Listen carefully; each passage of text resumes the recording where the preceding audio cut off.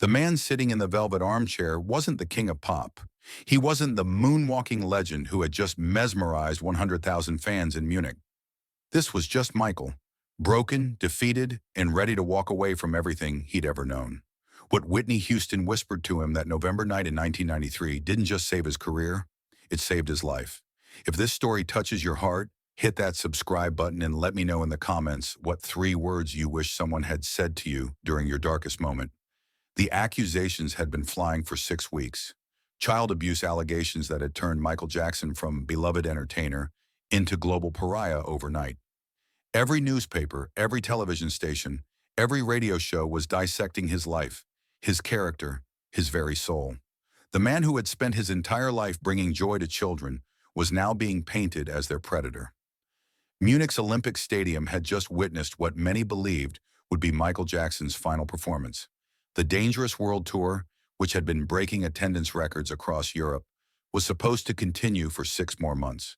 Instead, Michael had made a devastating decision that only his inner circle knew about. He was quitting music forever. "I can't do this anymore, Quincy," Michael said to his longtime producer and father figure, Quincy Jones, as they sat in the luxury suite that served as his dressing room. "Every time I see a child in the audience now, I wonder what their parents are thinking. Are they afraid of me? Do they think I'm some kind of monster?" Michael's voice, the instrument that had captivated the world since he was 5 years old, cracked with emotion. "Maybe it's better if I just disappear. Maybe the world would be better off without Michael Jackson." Quincy had seen Michael through many crises over the years, but never anything like this. The allegations hadn't just attacked his reputation, they had struck at the very core of who Michael was. Here was a man who had built his entire identity around loving and protecting children, now being accused of the unthinkable. "Michael, you can't let them destroy everything you've built," Quincy pleaded. "This will pass. The truth will come out." But Michael was beyond consolation. The legal team had advised him to settle the civil case quickly and quietly. The media had already convicted him in the court of public opinion. Even some of his closest friends had distanced themselves, afraid to be associated with the scandal. "I've already decided," Michael said with a finality that chilled Quincy to the bone. "After tonight, I'm done. No more tours, no more albums, no more Michael Jackson the entertainer. I'm going to disappear to Neverland and never come out." What neither of them knew was that someone else was about to enter this moment of despair. Whitney Houston hadn't been scheduled to be in Munich that night. She was supposed to be in London, taking a rare break between the European leg of her own tour and upcoming recording sessions. But something had pulled her to Germany, a feeling she couldn't quite explain, like a voice telling her she needed to be there. Whitney and Michael had known each other since they were both teenagers breaking into the industry. They'd shared stages, shared stories, and most importantly, shared the unique burden of growing up in the spotlight. If anyone understood the pressure Michael was under, it was Whitney. She'd arrived at the venue just as Michael's performance was ending, slipping backstage through connections in the music industry that spanned continents. The energy backstage was somber, funeral-like. Crew members whispered in corners. Security guards looked uncomfortable. Everyone seemed to know that something momentous was ending. "Where's Michael?" Whitney asked one of the tour managers. "Private suite, top floor. But Whitney, maybe now isn't..." She was already walking toward the elevator. Whitney had her own demons to battle in 1993. The pressure to be perfect, the scrutiny of her personal life, the constant comparison to other artists, the growing tension in her marriage to Bobby Brown. She understood what it felt like to be isolated at the top, to have the whole world watching your every move, waiting for you to fail. But she also understood something else that Michael seemed to have forgotten in his darkest hour. When Whitney knocked on the suite door, she heard Quincy's voice call out, "Not now, please." "It's Whitney," she said simply. The door opened and Quincy's face showed a mixture of surprise and relief. "Thank God," he whispered. "Maybe you can talk some sense into him." Whitney entered the room and immediately assessed the situation. Michael sat hunched in the armchair, still wearing his sequined performance jacket, but looking smaller than she'd ever seen him. His eyes were red from crying, his hands shaking slightly from exhaustion and stress. This wasn't the confident performer who had just commanded a stadium full of adoring fans. This was a wounded child who had been carrying the weight of the world for too long. Whitney approached slowly, the way you might approach a frightened animal. She'd learned this from her mother, Whitney Houston, who had a gift for reaching people in their most vulnerable moments. "Michael," she said softly, settling into the chair next to him. Michael looked up, and the pain in his eyes broke Whitney's heart. "Whitney, what are you doing here?" "I don't really know," she admitted. "I just felt like I needed to be here." They sat in silence for a moment. Whitney could feel the depth of Michael's despair radiating from him like heat. This wasn't just about the allegations. This was about a lifetime of pressure, perfectionism, and the crushing weight of being the world's most famous entertainer. "I'm done, Whitney," Michael said finally. "After tonight, I'm never performing again. I can't put myself through this anymore. I can't put my family through this. I can't ask my fans to defend someone who might be guilty in their eyes." Whitney listened, her heart breaking for her friend. She thought about her own struggles, the times she'd wanted to walk away from the music industry's brutal demands, but she also thought about something deeper, the gift they'd both been given, and the responsibility that came with it. "Michael," she said, reaching over to take his hand, "look at me." When their eyes met, Whitney saw beyond the superstar, beyond the scandal, beyond all the noise. She saw the essence of who Michael Jackson really was, an artist who had spent his life bringing joy to others, a performer who had broken down barriers and changed the world, a human being who deserved love and understanding. What Whitney said next were just 3 words. 3 simple words that she spoke with all the conviction and love in her heart. Words that came from her own experience of feeling lost and alone. Words that she herself desperately needed to hear in her own darkest moments. "You are loved?" Michael stared at her, as if he couldn't quite process what she'd said. "You are loved," Whitney repeated, her voice stronger now. "Not by the media, not by the people who are trying to tear you down, but by the people who really matter. By your family, by your true friends, by millions of fans around the world who know who you really are." Tears began flowing down Michael's face. "You are loved by God, Michael. You are loved by the children whose faces light up when they hear your music. You are loved by every person whose life you've touched through your art." Whitney's own eyes were filling with tears now. These weren't just words of comfort for Michael. They were words she'd been struggling to believe about herself. But most importantly, she continued, "You are loved for who you are, not for what you do. Even if you never performed another song, even if you never made another album, you would still be loved. Because your worth doesn't come from your career, Michael. It comes from your heart." The 3 words hung in the air like a prayer. "You are loved." For a moment, the room was completely silent. Even the distant sounds of the venue shutting down seemed to fade away. Michael stared at Whitney as if seeing her for the first time, as if those 3 simple words had cut through all the noise and chaos of the past 6 weeks and revealed something fundamental he'd forgotten. "Say it again," Michael whispered, his voice barely audible. "You are loved," Whitney repeated, this time with even more conviction. "You are loved, Michael Jackson. Not Michael the performer, not the king of pop. But you, the man sitting right here, the friend I've known for years, the person with the biggest heart in this industry." Michael broke down completely then, sobbing with a release that seemed to come from years of pent-up pain and fear. Whitney moved to the arm of his chair and held him while he cried, the way a mother holds a wounded child. From across the room, Quincy Jones watched in amazement. He'd been trying for hours to reach Michael, to find some way to penetrate the wall of despair that had built up around him. But Whitney had done it in 3 words. She'd found the key that unlocked the prison Michael had built around his heart. Frank DeLeo, Michael's manager, stepped quietly into the room at that moment, took one look at the scene, and immediately understood. He'd seen Michael broken before, but never like this. And he'd never seen anyone reach him the way Whitney just had. This wasn't just friendship, this was healing. Quincy Jones, who had been watching from across the room, felt his own eyes well up with tears. In 30 years of working with Michael, he'd never seen anyone reach him the way Whitney just had. But the most remarkable thing was what happened next. As Whitney comforted Michael, She began to feel something shifting inside herself. The words she'd spoken to him, "You are loved," began to take root in her own heart. For months, she'd been struggling with her own feelings of isolation and pressure. Her marriage was troubled, the media was constantly scrutinizing her appearance and behavior, and she often felt like she was drowning in expectations. But in this moment, offering comfort to a friend, she realized that the love she was describing for Michael was the same love that surrounded her. She was loved too, not for her perfection, but for her humanity. "Whitney," Michael said through his tears, "how do you know?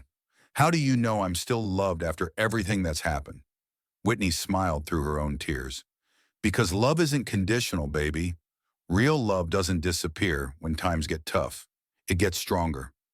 She thought about her own support system, her mother Sissy, her cousin Don Warwick, her closest friends who stood by her regardless of what the tabloids said. She thought about the fans who sang along to her songs with tears in their eyes, who found comfort and strength in her voice during their own difficult times. "Michael, do you remember what you told me when my father died?" Whitney asked. Michael nodded. Whitney's father, John Houston, had passed away just 2 years earlier, and Michael had been one of the first people to call her. "You said that love doesn't die, it just changes form. You said that everyone who loved my father would carry a piece of him forward. That's what I'm telling you now. All the love you've given to the world through your music, all the joy you've brought to people's lives, that love is real, and it's permanent, and nobody can take it away from you." The room fell silent, except for the sound of Michael's gradually calming breath. "So what do I do now?" Michael asked quietly. "How do I face the world knowing that some people will always believe the worst about me?" Whitney took his hands in hers. "You remember those 3 words. You are loved, and you use that love as your strength. You don't perform for the people who hate you, Michael. You perform for the people who love you.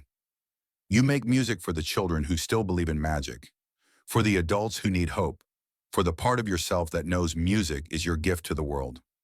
Over the next hour, Whitney and Michael talked about everything: their childhoods in the spotlight, the pressure to be perfect, the loneliness of fame, and the responsibility that came with their gifts.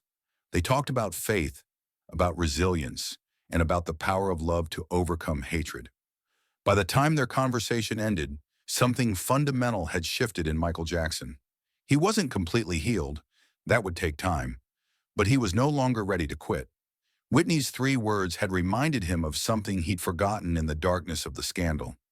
His worth as a human being wasn't determined by his accusers or his critics. It was determined by love. "I'm going to finish the tour," Michael announced to Quincy. "I'm going to keep making music." "But Michael," Quincy said carefully, "are you sure you're ready?" Michael looked at Whitney, who nodded encouragingly. "I'm not ready to be perfect again," Michael said, "but I'm ready to be loved again. And maybe that's enough." The impact of that November night in Munich extended far beyond Michael Jackson's decision to continue his career. Over the following months, both artists would return to those 3 words, "You are loved," whenever they faced their own moments of doubt and despair. For Michael, the phrase became a daily affirmation. Before every performance, he would remind himself that he was performing for love, not for approval. When the legal battle intensified, when the media attacks reached new levels of cruelty, he would hear Whitney's voice in his head, "You are loved." For Whitney, speaking those words to Michael had been a revelation about her own worth. She began applying the same compassion to herself that she'd shown her friend that night. When her own personal struggles became public, when critics questioned her choices or her appearance, she would remember she was loved for who she was, not for what others expected her to be. The 2 artists stayed in close contact after that night, checking on each other during difficult times, reminding each other of the truth they discovered in that Munich hotel suite. When Whitney struggled with her marriage, Michael was there with unconditional support. When Michael faced continued legal challenges, Whitney was there with unwavering belief in his innocence. In 1995, when Michael released his History album, he included a song called "You Are Not Alone." Many fans and critics interpreted it as a response to the allegations and the isolation he'd felt during that dark period. But those closest to Michael knew the song was really about the lesson Whitney had taught him: that night in Munich. That love is permanent, that connection survives crisis, and that none of us are ever truly alone. Whitney, meanwhile, found new strength in her own performances.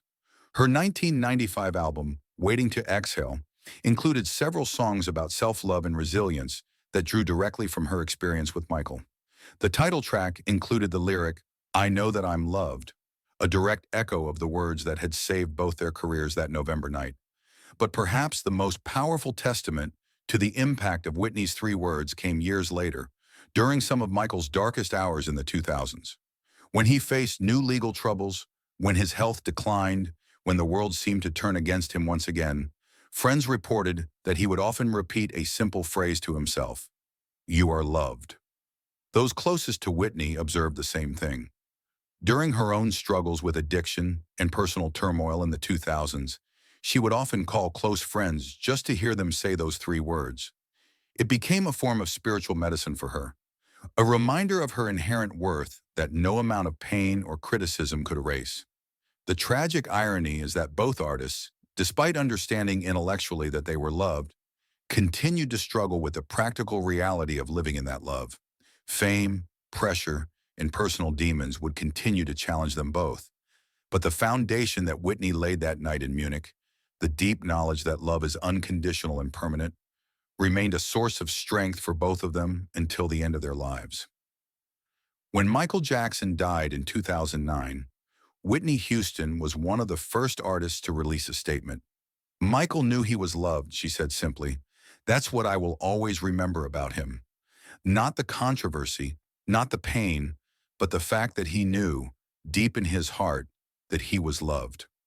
When Whitney herself passed away in 2012, Michael's children released a statement through their guardian. "Whitney taught our father something that carried him through his darkest days," the statement read. "She taught him that love is stronger than fear, stronger than hate, stronger than anything the world can throw at you. She reminded him that he was loved, and in doing so, she reminded all of us." Today, vocal coaches and performance therapists often reference what they call the Whitney principle. The idea that an artist's worth is not determined by public opinion or critical reception, but by the love they give and receive through their art. While they may not know the specific story of that night in Munich, they understand the power of unconditional acceptance in healing wounded performers. The three words that Whitney Houston spoke to Michael Jackson that night, "You are loved," have become something of a legend in the music industry. They represent the power of one artist reaching out to another in a moment of crisis, the importance of human connection in a dehumanizing industry, and the fundamental truth that love is the only force strong enough to overcome fear. Those three words saved Michael Jackson from quitting music forever. But they did something else too. They reminded Whitney Houston of her own worth, created an unbreakable bond between two of music's greatest voices, and left us with a simple but profound truth. In our darkest moments, when we feel most alone and most worthless, we need to remember that we are loved. Sometimes the most powerful medicine comes in the smallest packages. Sometimes three words can change everything. And sometimes the love we give to others is exactly the love we need to receive ourselves. You are loved. Three words that saved two careers, healed two hearts, and remind us all that no matter what storms we face, love is always stronger than fear. In a world that often seems focused on tearing people down, Whitney Houston's simple message remains as relevant today as it was that November night in 1993. You are loved, not for your perfection, not for your achievements, not for your ability to please others, but simply for who you are. That's the gift Whitney gave to Michael. And through this story, it's the gift she gives to all of us. You are loved.